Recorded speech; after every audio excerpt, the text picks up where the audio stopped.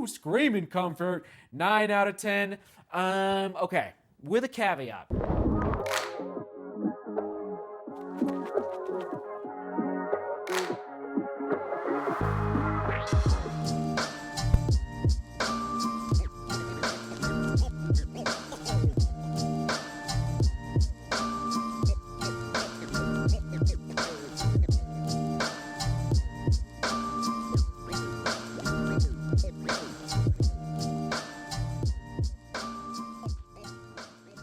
New Balance Fresh Foam Tempo V2. Been a long time coming.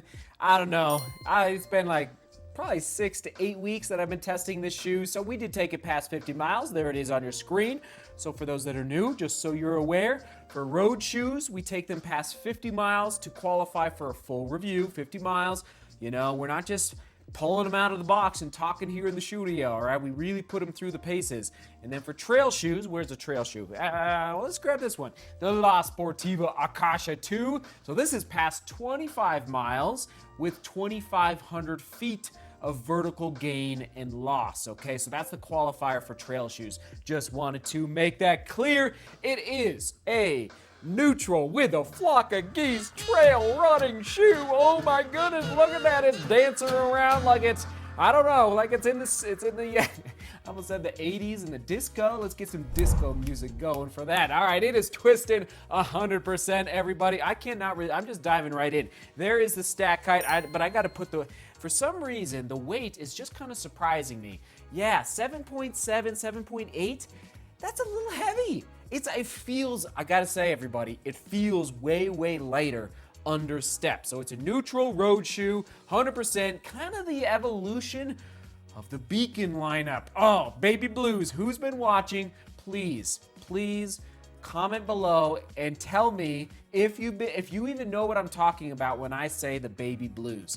Let us know. That would just make me smile because that's a long time ago at this point, everybody, okay? So there's the stack height, 18 and 12, and that upper is an engineered hypo knit. Truly, truly feels like a slipper, all right? It is baby soft, it is stretchy, it is comfy, but is it too comfortable, okay? So the lockdown, not amazing. I didn't feel incredibly secure. That's okay. They're going for more the comfort dynamic, not the, let's say you're gonna be like locked in like a Mizuno shoe, let's say, okay? Let's do the heel counter test. Pretty flexible, again, back to that lockdown. You're not feel like it's just nimble, but it feels like a slipper. But it's a low stack height. It's kind of a little complex. It's a little bit of a complex shoe, I gotta say. Now, for the overall score, because of that comfort, and let's actually do the inside here. Yeah, semi-gusseted on the tongue, okay? I'm pretty pleased overall because I prefer shoes that are not as over-engineered, let's put it that way, are a little simpler in their designs, and this is a simple shoe. It's not very complex when it comes to the upper construction by any means, and it is a knit feel, okay? Like it really does it just feels like knit. It's not like 4% fly knit, but it kind of is in that ballpark a little bit. Like it just feels knitty. Feels like somebody crocheted. Is that the right word for knitting, crocheting? All right, onto that midsole Rebel V2. I'm gonna say second cousin, kind of. All right, I would buy the Rebel V2 over this guy any day of the week, but as far as nimbleness under step, the Rebel V2 is lighter and it has a little more pop under step. Just putting that out there. Okay, ride and energy return for this guy for the Fresh Foam X under step. It's a uniquely formulated compound injection EVA molded in a heat press, okay? It's softer than most fresh, and actually let's just confirm this thought here. Oh my, no, stop, no way. Oh my, here we go. Okay, so on the lateral side, I had a 26, now I'm getting 31, which is still very low. 32, let's flip it over, okay, here we go, 25, oh my, see, it's butter. It's buttery soft, and to the oh my goodness. And that's where I'm just a little confused, New Balance. Why is it so heavy? Is it this hypo knit? Like we need this at least in the 6s. And then we start getting excited. Then we start doing a running shoe battle between the Rebel and this guy. Okay, there you go. Oh my goodness. Overall score, not amazing because it is kind of going to break down a little quicker. All right, it just is. It's not like you're not going to buy the shoe and run 500 miles in it. I'll put it that way. Outsole, 8 out of 10. Love it. Just the perfect amount of rubber there on the outsole. No issues at all. Kind of a classic, just kind of a classic New Balance outsole at this point in the game. Okay, true to size. It is that hypo knit for the fit, and we went 8 out of 10. No issues at all. Okay, comfort.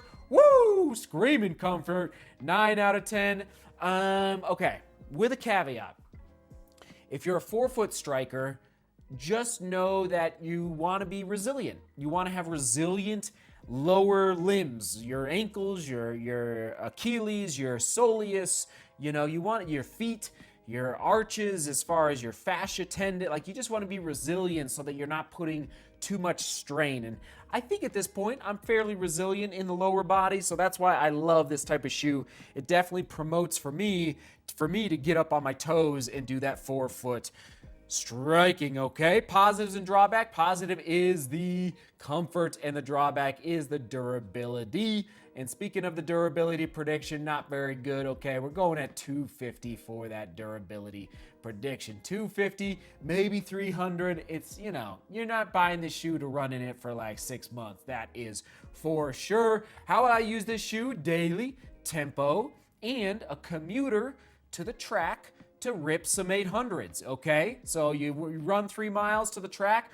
rip a 6x8 800 meter workout, and then run 3 miles home, or whatever the case may be, all right? That's how I would use this shoe moving forward. It wouldn't be an easy day because the stack height is just not quite there to help really take the pressure off of those bonzos under step, all right? Who is it best for? Those people that are looking for if you're looking for a shoe at $120 price point, there's the price point, everybody. Oh my. Great job there, New Balance. I appreciate it. It's such a high score because it's a tweener, okay? So I would absolutely use this for a daily. I'd use it for tempo days and commuting to the track. Sometimes you commute to the track, you just don't want to switch shoes. It's like you don't have time, to switch shoes, and you just want to get to the track, do some strides, and let her rip, and then get home and for dinner or whatever, go home and pick up the kids, so that's why I love this type of shoe. Like Skechers has a shoe. What's a shoe that I tested recently from Skechers? There's the Rebel V2. Anyway, Skechers has some shoes out there as well that I would do the same, okay? So 9 out of 10. Other shoes to buy, the Skechers Go Run Ride 10. Speaking of, okay, New Balance Rebel V2, Kinvara 13, and yes, there it is, the Ultra Rivera 2. For a 0 drop option, it made it into the 8s, the Ultra Rivera 2 up there. Don't forget about that one, okay? There's the shoe quick specs one more time for the New Balance Fresh Foam Tempo V2. Soak it in one more time, okay? 18 and 12 for that stack height. Engineered hypo knit for the upper, rubber on the outsole, and that $120 price point. Not too shabby. 7.55 out of 10 for that full review score. 7.55 out of 10, okay? It's really the weight. That didn't help. It's not in the 8s, but it's moving. It's moving. It's not that's why the Rebel, stop. Oh, stop. I can't help it. You can click away now, just by the way. You just click away. You ready? You ready for the weight? Here it is.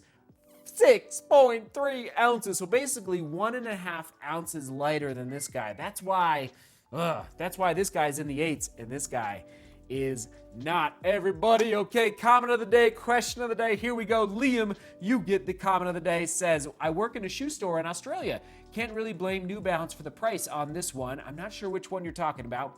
Many shoes have bumped up $10 recently. Inflation is here and it's not slowing down. Wow, Liam, even in Australia. I'm very curious about that. I love economics and business and how the world interacts around the world. And you know what?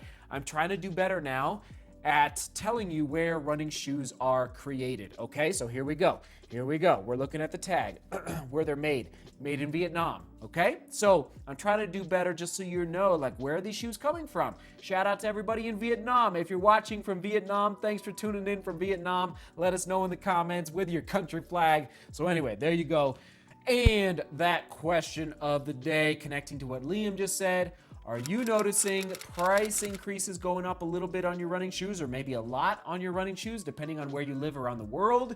Let us know, like, what shoe have you noticed in 2022 with a price increase? It's unfortunate. Obviously, we hope it calms down very, very soon for all of our sakes. But yeah, that's the question of the day. And thank you, Liam, for kind of bringing that topic into the forefront.